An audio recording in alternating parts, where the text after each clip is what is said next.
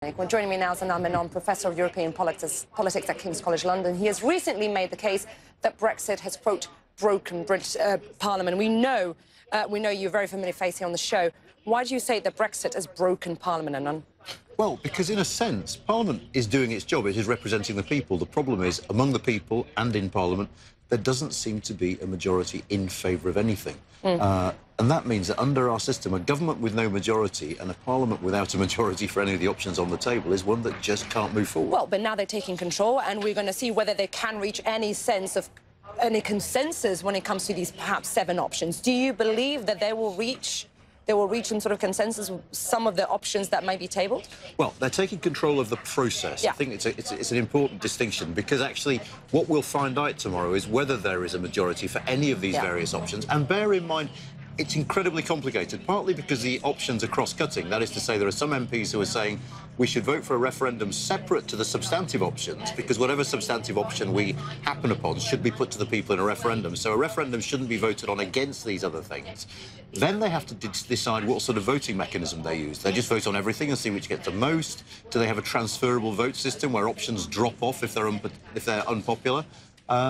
That will really help to determine the outcome. And of course, these are not binding. These, Theresa May doesn't have to listen to what they have to say. So what happens then? Well, I suppose what happens then, and what Oliver Letwin hinted at yesterday when he was speaking in the Commons, is they expect to do this again. But not only are these votes not binding, but remember, these are votes in general about our future relationship with the European Union. So they are votes about a negotiation that's going to take 5 years. Getting a small majority in Parliament on a Wednesday afternoon for one of them doesn't necessarily mean we're going to have a stable coalition to back that through what promises to be a very, very difficult negotiation. Look at your crystal ball, then.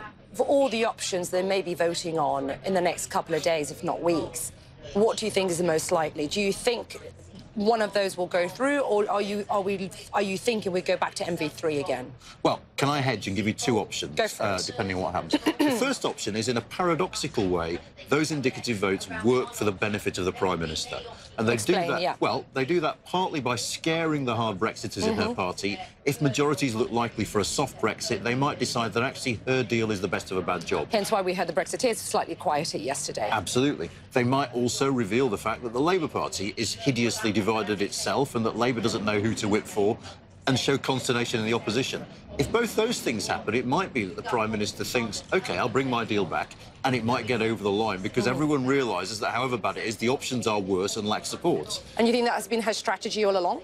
Oh, I don't think that this Prime Minister has strategy. I think she has tactics, and I think the tactics are daily. So the tactics are to get through this day's votes, this day's proceedings, this day's negotiations, then see where we are. But I mean, it could end up looking like strategy. I don't think it is. If that doesn't work, then I suspect we're in general election territory, because the Prime Minister has made it clear if Parliament insists on options she finds unacceptable for whatever reason, maybe they weren't in the Tory manifesto or whatever, she will not accept it. I think at that point, if you have a Prime Minister and a Parliament at loggerheads, you have to have a general election. No, thank you very much. Appreciate it.